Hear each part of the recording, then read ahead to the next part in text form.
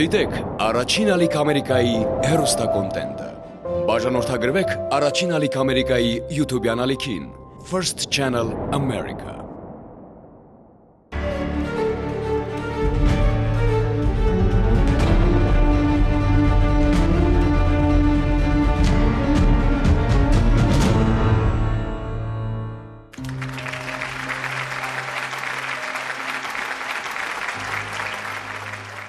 Ողջույն սիրելի հեռուստադիտողներ։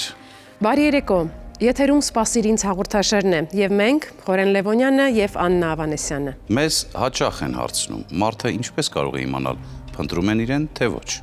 եթե չի հետևում հաղորդաշարի թողարկումներին։ Հենց այս հարցով հետաքրքրված բոլոր մարդկանց հիշեցնում ենք, «Սպասիր ինձ» նախագծի կայքի մասին։ Պարզապես մուտք գործեք կայք եւ համապատասխան տողում լրացրեք ձեր անուն ազգանունը եւ անմիջապես կիմանաք, եթե որևէ մեկը որոնում է ձեզ։ Իսկ եթե դուք մեծ ցանկություն ունեք գտնելու որևէ մեկին, ապա նույն կայքի այլ բաժնում հեշտորեն կարող եք հայտ լրացնել։ Ընդամենը մի քանի րոպե եւ որոնումների մեկնարկը կտրվի։ Ահա այս պարզ քայլերը կօգնեն ձեզ վերամիավորվել նրանց հետ, ումից վաղուց լուրեր չունեք։ Իսկ մեր թիմը այդ պահն իրականություն դարձնելու համար կներդնի իր ամբողջ ներուժը։ Դե ինչ, սկսենք այսօրվա թողարկումը, իսկ ձեզ հետ ապագա հայտատուներ կհանդիպենք մոտակա թողարկումների ընթացքում։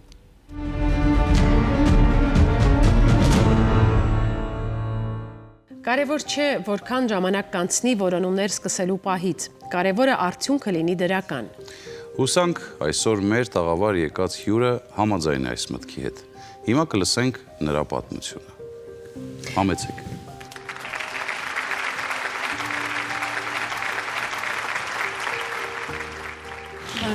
Բարի երեկո։ Բարի երեկո, ես Արցախից եմ, Գրիգորյան Գալինա Նիկոլաևնա, փնտրում եմ իմ ուսանողական ընկերուհիներին, Կազարյան Հասմիկ, գիտեմ, որ ամուսնացած է, 2 հատ տղա ունի, Գրիգորյան Եվա ու Այրյան Աննա, գիտեմ, որ ամուսնացած է, բայց չգիտեմ որտեղ են, արդեն շատ եմ փնտրել, բայց երևի որ ամուսնացել են, ազգանունները փոխել են։ Հնարավոր է։ Որտեղ եք սովորել, որ թվականների։ 89 թվականի Ջերվեժում ասեղնագործություն մեքենայով ու ձեռով 2 տարի սովորել ենք։ Շատ լավ ուսանող ընկերուհիներին ուզում շատ եմ ուզում իրաց գտնեմ։ Հետաքրքիր է, ինչն է ձեզ ստիպել հենց հիմա սկսել այդ որոնումները, ինչ որ պահ է գալիս, առաջանում է նոստալգիա, կարոտախտ երիտասարդության հանդեպ, ինչու հենց հիմա։ Որ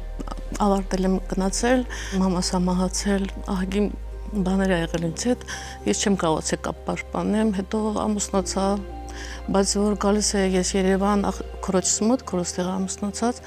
ես մի անգամ հանդիպել եմ Կազարյան Հասմիկի հետ, ու ինքը ասել է, որ ամուսնացած է, 2 հատ երեխա ունի, ինքն ասել որ Աննան ամուսնացել է, բայց Եվայի տեղը ինքը չգիտի։ Որ գնացել եմ արդեն իրանց տան համարները ումա փոխել է, չեմ կարողացել զանգեմ կապ, չեմ կարողացել պաշտպանեմ։ Այդ երիտասարդության ուսումնառության տարիների ինչ որ հետաքրքիր հուշ, ինչ որ դեպք, օր, որ միշտ ձեր աչքի առաջ է։ Մեր ուսուցիչը շատ լավ ուսուցիչ էր, Հարապետյան Արմինե, այն ժամանակ ինքը եղել է 44 տարեկան։ Մենք միշտ ուսանողական մի 7-8 հոգով միշտ հավաքում ենք ուսուցիչ տունը ու շատ լավ էր անցնում այդ օրերը։ Ձեզ պետք է խնդրեմ, որ մեր հաղորդման ավանդույթի համաձայն նայեք տեսախցիկին եւ պատկերացրեք, որ ձեր ընկերուհիները լսում են ձեզ։ Դիմեք նրանց, խնդրում եմ։ Ընկերուհիներ ջան, Այրյան Աննա, Կազարյան Ասմիկ, Գրիգորյան Եվա, շատ եմ խնդրում, արձագանքեք, ես ձեզ շատ եմ ուզում տենամ։ Մեր տաղավարը հենց այնտեղն է, որտեղ մարդիկ իրենց հույզերին ազատություն են տալիս։ Եվ մենք շատ ենք ուզում, որ հանդիպումը կայանա, ձեր ընկերուհիները գտնվեն, եւ դուք կարողանաք միասին արտասվել, ծիծաղել, ուրախանալ, վերգտնել իրար։ Շնորհակալ ենք շատ։ Շատ ձեզ շատ շնորհակալ եմ, որ գտնեք։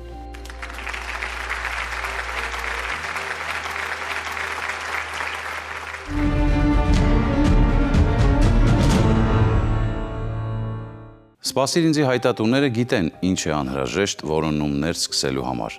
Իհարկե բացի հայտ լրացնելուց, այն ինչ կարող է օգնել ավելի արագ գտնել որոնվողին, դա վերջինիս լուսանկարն է։ Հիմա կցուցադրենք լուսանկարներից մի քանիսը, իսկ դուք ուշադրությամբ դիտեք ու հնարավոր է ճանաչեք դրանցում պատկերված մարդկանցից որևէ մեկին։ Թամարան փնտրում է ուսանողական տարիների ընկերուհուն Տաթևիկ Ամրոյանին, որը 1970-ականներին ապրում էր Երևանի Լենինի ներկայիս Մաշտոցի պողոտայում։ Թամարան երազում է կրկին հանդիպել եւ վերհիշել Մինսկի մանկավարժական ինստիտուտում անցկացրած տարիները, ինչպես նաեւ շատ է ցանկանում շնորհավորել ընկերուհուն Հոբելյանի առիթով։ Այս լուսանկարում Արփինեն է։ Նա ապրել է Երևանում ամուսնու Արթուրի եւ որդիների Էրիկի ու Էդգարի հետ։ Արփինեի մայրիկի անունը Այդա Մանուկյան է։ Այժմ Արփինեն պետք է մոտ 60 տարեկան լինի։ Նրան է որոնում ընկերուհին Տատյանան։ Արթուր Վարդանյանը մեկնել է Ռուսաստան արտագնա աշխատանքի, երբ նրա դուստրը Լուսինեն 3 տարեկան էր։ Վերջին անգամ նա կապի է դուրս եկել 2004 թվականին եւ ասել, որ դստեր ծննդյան օրվան ընդառաջ վերադառնալու է։ Անցել է 25 տարի։ Լուսինեն մինչ օրս սպասում է հայրիկին ու հավատում, որ հանդիպելու է նրան։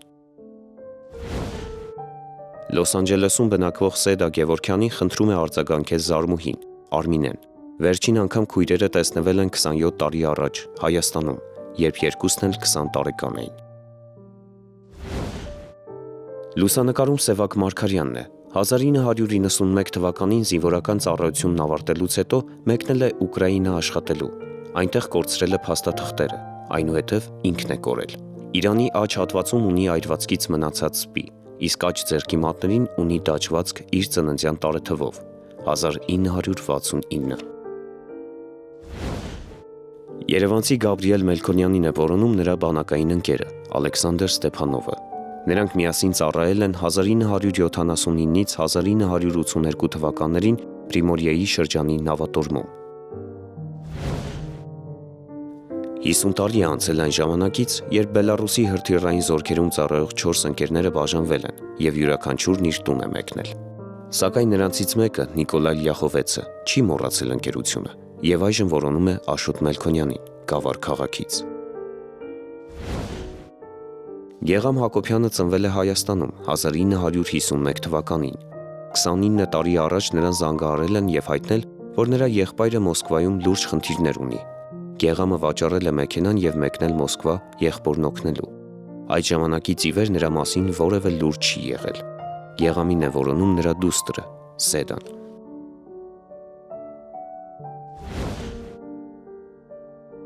Օքսանան փնտրում է իր պապիկի Համբարձում Նալբանդյանի հարազատներին։ Համբարձումը 3 քույր է ունեցել՝ Փեփուշը, Արուսն ու Զինան։ Զինան ամուսնությունից հետո փոխել է ազգանունը, դարձել Վարդանյան։ Հայրենական մեծ պատերազմից հետո Համբարձում Նալբանդյանն իր կնոջ հետ ապրել է Ուկրաինայում։ Օքսանայի հայրը ծնվել է այնտեղ։ Հարազատների հետ կապը խզվել է 1988 թվականի երկրաշարժից հետո։ Նախկինում Համբարձումի ընտանիքն ապրել է Երևանում, Թամանցիների 4 հասցեում։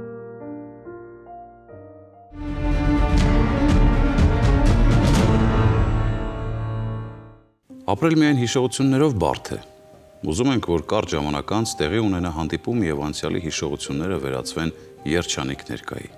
Ասում են մարդ նորական միջինում մոտ 15000 բառ է արտաբերում։ Իսկ մեր կյանքի ընթացքում ասված բառերի քանակն իհարկե մի քանի 100 միլիոն է։ Կարևորը արտաբերած խոսքերը իմաստալից լինեն, ոչ թե պարզապես քանակով շատ։ Թե չէ շատերը պարզապես խոսում են, բայց որքան էլ իմաստ փնտրես նրանց արտաբերած բառերի մեջ, չես գտնի։ Իսկ ես մտածում եմ, որ օրական արտաբերվող հազարավոր բառերի մեջ հաճախ մարդիկ չեն արտաբերում հենց այն խոսքերը, որոնք կուզեին ասել։ Ոմանք էլ ցավոք չեն լսում այն, ինչ երազում են լսել։ Բայց կյանքը կարճ է, երբ, եթե ոչ հիմա։ Այո, կան խոսքեր, որոնք կարող են մեկ ակնթարթում երջանկացնել, ժպիտ պարգևել ու փոխել կյանքը։ Լավ կլինի, եթե այդ խոսքերը հաճախ հնչեն։ Գուցե այդ դեպքում բարությունը մի քիչ ավելանա մեր մեջ։ Մենք եւս կարող ենք մեր ներդրումն ունենալ այդ գործում։ Ով, բայց մենք լավ գիտենք, թե որ արտահայտությունն է երջանկացնում մեր հայտատուներին։ Խոսքեր, հանուն որոնց նրանք դիմում են մեզ ու որոնց սպասում են երբեմն տարիներով։ Կասկած չկա։ Այդ արտահայտությունը հնչում է շատ պարզ։ Մենք գտել ենք ձեր հարազատին։ Ու սա ամեն անգամ արտաբերելով մենք էլ մի փոքր ավելի երջանիկ ենք դառնում։ Մեր հեռուստադիտողներից մեկը եւս անհամբեր սպասում է այդ խոսքերին։ Բայց նախ դիտենք նրա մասնակցությամբ տեսահայտը։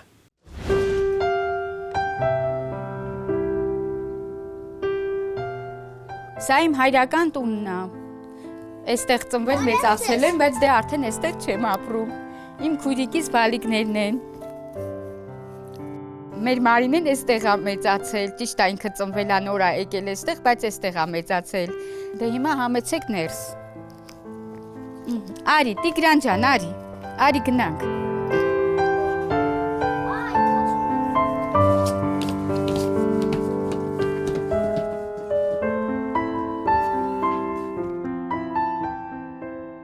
Ես Գայանե Տոնոյանս որոնում եմ հորեղբորս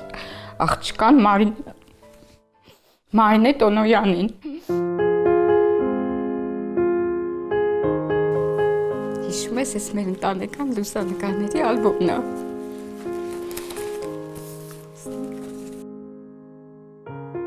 Մարինեն ծնվել է 1983 թվականին, երբ Տոնոյան քույրերի հորեղբայրը Վաչագանը ծառայում էր Ռուսաստանի Տյումեն քաղաքում։ Երեխայի ծնվելու մասին Վաչագանը հարազատներին ոչինչ չէր պատմել։ Երբ Մարինեն 2 ամսական էր, Վաչագանը երեխայի մոր Լիլիայի հետ եկավ Հայաստան, հարազատներին անակնկալ մատուցելու։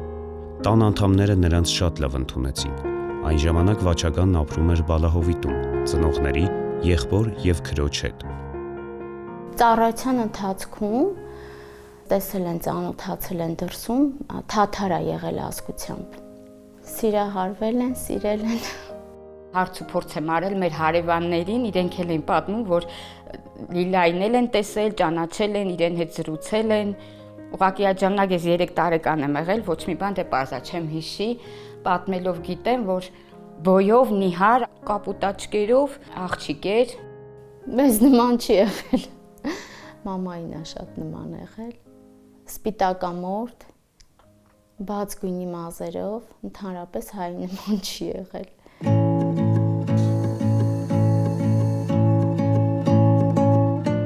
Վաչագանը երաժիշտ էր, կլարնետ էր նվագում։ Նա ուզում էր իր ընտանիքի հետ ապրել Հայաստանում, բայց 1 տարի անց Լիլիան որոշեց վերադառնալ ծնողների մոտ, Տյումենի շրջանի Սալեիրկա գյուղ։ Հետո Վաչագանը Սիբիրում աշխատելու առաջարկ ստացավ, եւ քանի որ տուն գնելու համար գումար էր հավաքում, ընդունեց այն։ 3 տարի շարունակ Վաչագանը Լիլիայի եւ ընտանիքի մյուս անդամների հետ նամակագրական կապ էր պաշտպանում։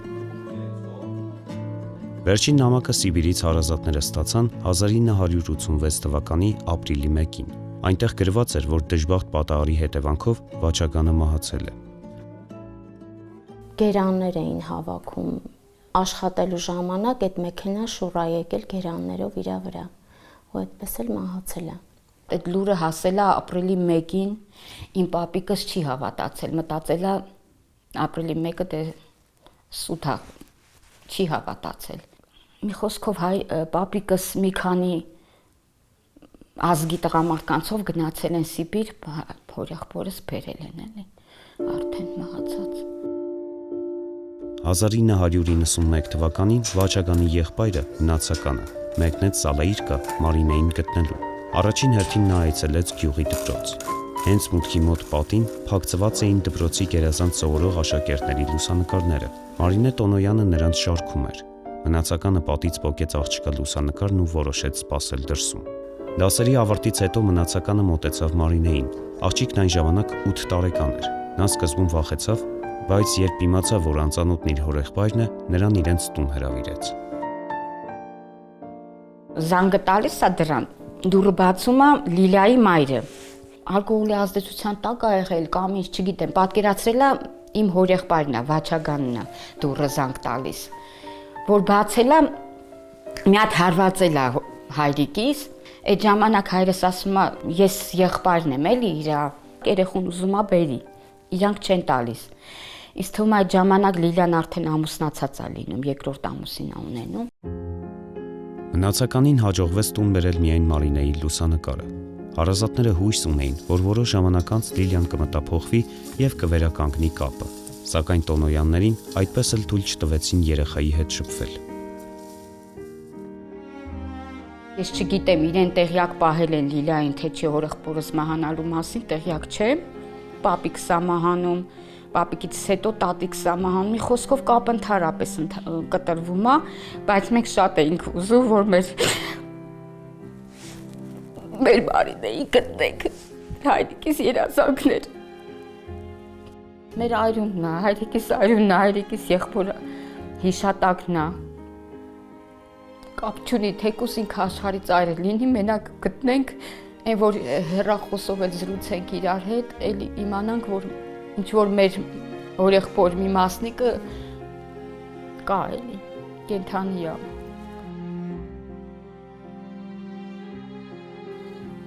Մանե ջան, եթե դու մեզ տեսնում ես, մեզ լսում ես, մենք մեր երազանքն ա եղել, մենք քեզ գտնենք, քո օրեղբոր երազանքն ա եղել, որ քեզ գտնի, մենք շատ ուրախ կլինենք, քույրիկներով, եղբայրներով քեզ դիմավորենք, շատ կուզենք տեսնենք քեզ։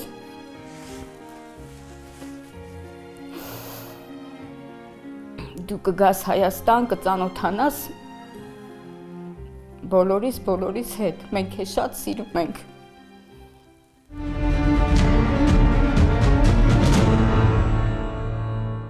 Սիրելի հեռուստադիտողներ, Ամերիկայի Միացյալ Նահանգներում բնակվող մեր հայրենակիցներ, ձեզ համար ուրախալի նորություն ունենք։ Սպասիր ինձ հեռուստանախագիծը ընդլայնում է գործունեության շրջանակն ու աշխարհագրությունը։ Եվ շատ շուտով մենք կլինենք առաջին ալիք Ամերիկայի եթերում։ Իսկ դա նշանակում է, որ ավելի շատ պատմություններ կունենանք, որոնցում որոնվողները կամ որոնողները Միացյալ Նահանգներից են։ Մենք ուզում ենք, որ ավելի ու ավելի ամրանակապը տարբեր մայրցամաքներում ապրող մեր հայրենակիցների միջև, եւ սպասիր ինձ նախագիծը մեզ կապող կամուրջը դառնա։ Հետևեք առաջին ալիք Ամերիկայի եթերին, բաժանորդագրվեք YouTube-յան ալիքին եւ նորությունների մասին տեղեկացեք առաջինը։ Եվ իհարկե, սպասեք մեզ Միացյալ Նահանգներում։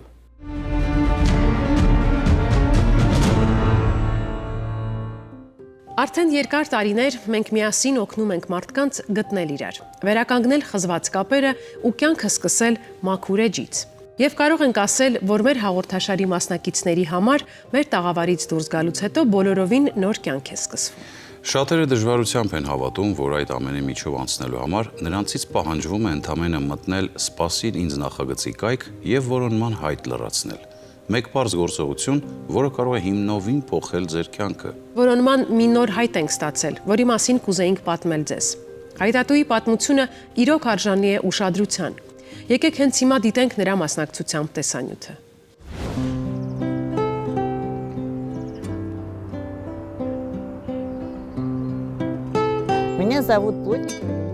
Անունս Պլոտնիկովա Ելենա Ռիչարդովնա է։ Մանկության տարիներին ինձ կոչում էին Գազիյան Ելենա Ալբերտովնա։ Երբ երրորդ դասարանում էի, ինձ որդեգրեցին։ Փոխեցին ազգանունս եւ հայրանունս։ Սա էլ դուստրս է, Վասիլինան։ Ալբերտ Գեորգիևիչի թորնուհին։ Որոնում ենք հայրիկիս, Գազիյան Ալբերտին։ Ելենան իր հորը, Ալբերտ Գազիյանին, տեսել է միայն մեկ անգամ, 15 տարեկանում։ Ալբերտը եկել էր հանդիպելու աղջկան եւ նրա մայրիկին, Թամարային։ Շատ անսպասելի չնախատեսված հանդիպում էր։ Ես պատրաստ չէի դրան եւ ոչինչ չհասկացա։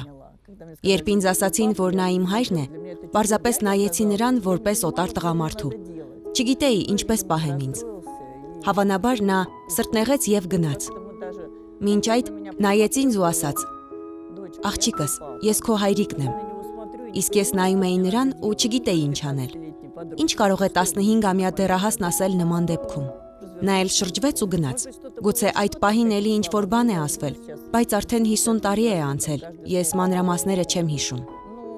Հայրիկիս լուսանկարը ես չունեմ։ Անգամ եթե այն եղել է, վաղուց վերացած կլիներ։ Բայց ես ունեմ մանկությանս տարիների եւ մայրիկիս այն ժամանակվա լուսանկարները։ Դրանք կարող եմ ցույց տալ ձեզ։ Ահա, այսպիսին էինք ես ու մայրիկս։ Այստեղ ավելի մեծ եմ, կրկին մայրիկիս հետ։ Կարծում եմ, հենց այս տարիքում ինձ կարող են տեսած լինել ազգականներս։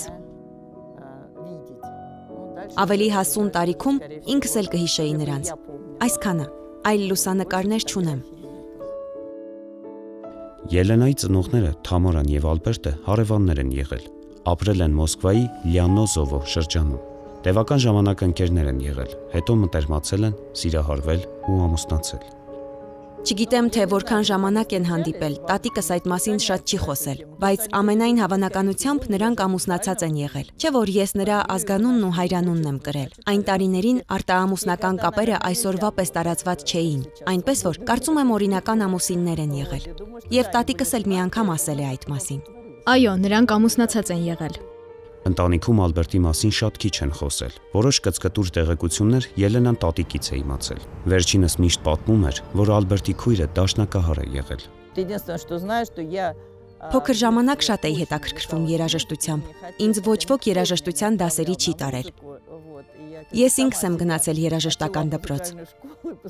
Ընդունվել եմ Դաշնամուրի դասարան։ Եվ այն ժամանակ մայրիկս ինձ ասաց. «Նրա քրոջն ես քաշել, նա դաշնակահար է»։ Բայց սա էլ կծկտուր ինֆորմացիա է, չգիտեմ որքանով է ճիշտ։ Նա այն ժամանակ մայրիկի եւ քրոջ հետ էր ապրում։ Բեսկոդնիկովո գյուղում։ Երբ եւ ինչու են ծնողները բաժանվել, Ելենան նույնպես հստակ չգիտի։ Տարիներ շարունակ մեր հայտատուն փորձել է գտնել Ալբերտին, դիմել է դեսպանատների, տարբեր կազմակերպությունների, նույնիսկ մասնավոր խուզարկուների օգնությանը, բայց ապարդյուն։ Հայրիկին ու նրա հարազատներից որևէ մեկին գտնել չի հաջողվել։ Ես շատ եմ ուզում իմանալ ով է իմ հայրը։ Հենց այդ պատճառով էլ դիմել եմ Սպասիր ինձ հաղորդաշարին, որ օգնեն գտնել նրան։ Նույնիսկ չգիտեմ ինչպես դիմել ազգականներիս, որոնց չեմ ճանաչում, բայց միևնույն է, դուք մեզ համար թանկ եք։ Եթե լսում եք մեզ, եթե հանդիպելու ցանկություն ունեք, մենք շատ ուրախ կլինենք։ Նաև երեխաներս եւ թոռներս կուզեին։ Բացի աղջկանիցս, եւս 2 որդի ունեմ եւ 3 թոռ։ Բոլորն էլ մեծ ցանկություն ունեն իմանալու իրենց պապիկի, ապուպապի մասին եւ մեծ սիրով կհանդիպեն բարեկամների հետ։ Որոնումները սկսվեցին անմիջապես տեսանյութի նկարահանումից հետո։ Ինչպես միշտ, շտապում էինք նորություններ գտնել եւ ուրախացնել հայտատուին, բայց այս դեպքում որոնումները սպասվածից ավելի երկար տևեցին։ Այո, որոնումները երկար ձգվեցին, բայց արդյունքը գոհացնող էր։ Այնինչ կարողացանք պարզել, ուրախացրեց բոլորիս։ Ժամանակն է ձեզ էլ ուրախացնենք։ Դիտեք տեսանյութը։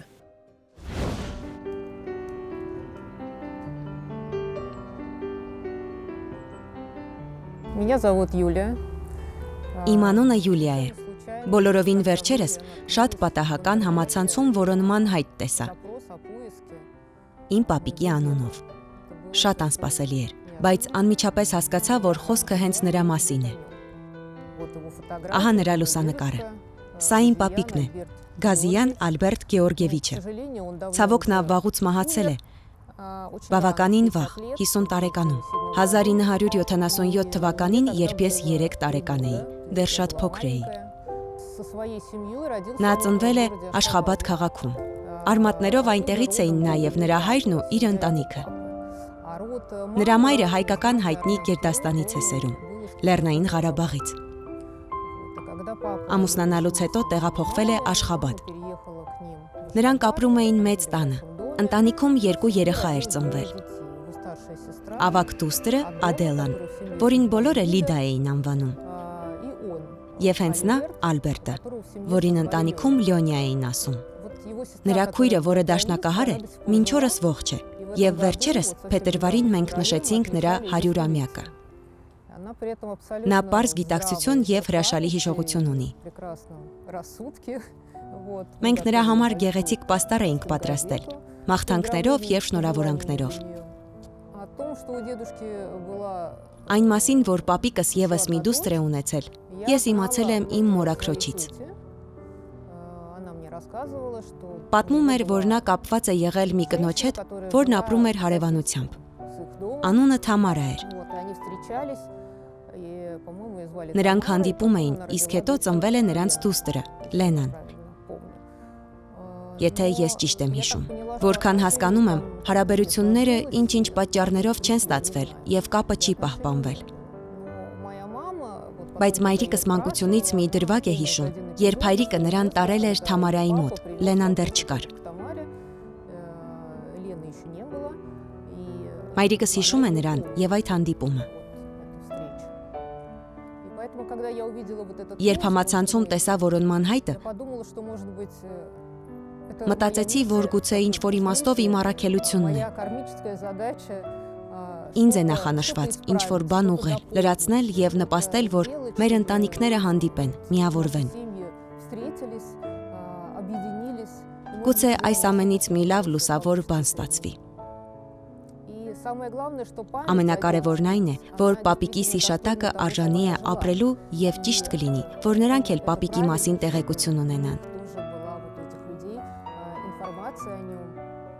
Իմանան ինչպիսին էր նա։ Ես պատրաստ եմ նաև ցույց տալ նրանց, որտեղ է նա հուղարկավորված։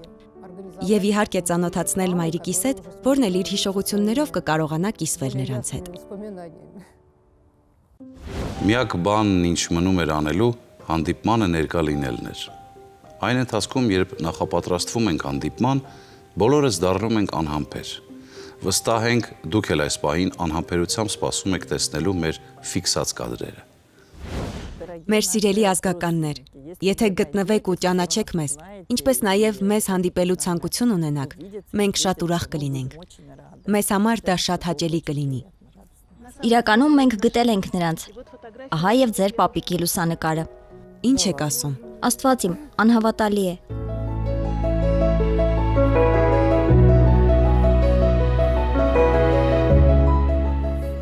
Այնքան գեղեցիկ է։ Նրա թորնիկը Յուլիան այստեղ է եւ հիմա կտեսնեք նրան։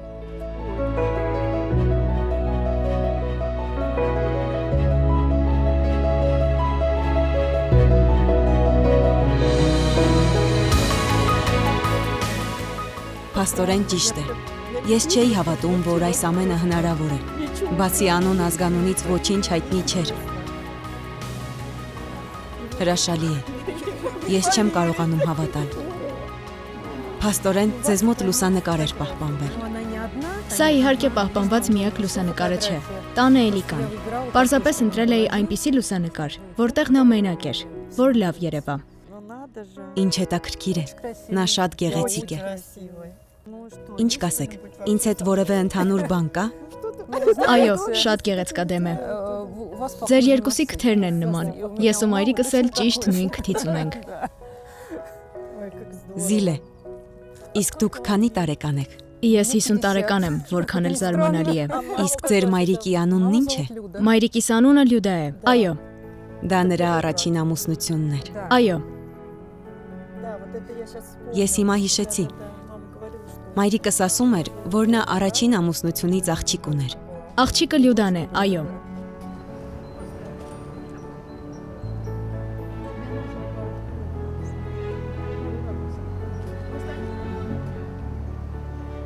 Այնքան անսպասելի էր։ Անչափ շնորհակալ եմ ձեզ։ Այսքան տարի է անցել, իսկ դուք գտաք։ Գուցե եւ ոչ այդքան արագ, բայց միևնույն է, սա շատ անսպասելի էր ինձ համար։ Այս պահին նույնիսկ խոսքեր չեմ գտնում, որ արտահայտեմ հույզերս։ Ես շատ ուրախ եմ, քանի որ երկար ժամանակ երազել եմ մի բան իմանալ։ Սա կարծես մի փակ դուռ էր, արգելված թեմա, իսկ ես զգում եմ արյունակցական կապ։ Ինչ որ մի անբացատրելի բան։ Սա կարծես կյանքի մի այլ կողմն էր։ Իսկ հիմա արդեն մեր պատմությունը կլինի։ Կծանոթանանք, կընկերանանք։ Այս ամենը իսկապես հրաշալի է։ Շնորհակալություն, որ կա նման հաղորդում, նման ռեսուրս, որն ամեն բան հնարավոր է դարձնում։ Շնորհակալ ենք ձեզ։ Որքան անսպասելի էր։ Շնորհակալ ենք անչափ։ Ամբողջ սրտով շնորհակալ ենք։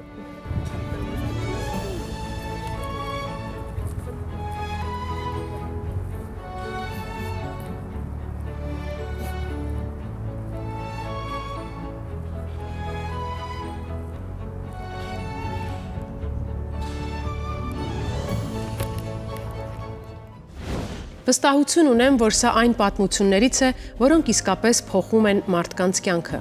Շրջում են այն դեպի լավը, ապրելու նոր իմաստ են տալիս ու խթան են լինում ավելի լավը դառնալու համար։ Այսքան երկար իրար փնտրած մարդկանց կյանքը այլ կերպ չի էլ կարող դասավորվել։ Նրանք պարզապես պարտավոր են երջանիկ լինել։ Այսուհետ նրանք կան միմյանց կյանքում, իսկ միասին ամեն բան կհաղթահարեն հեշտությամբ։ Մեր այսօրվա թողարկումն ավարտվեց բարի նոտայով։ Ձեզ էլ բարի շաբաթ ենք մաղթում։ Եթերում սպասելինց հաղորդաշարն էր, մինչ տեսություն։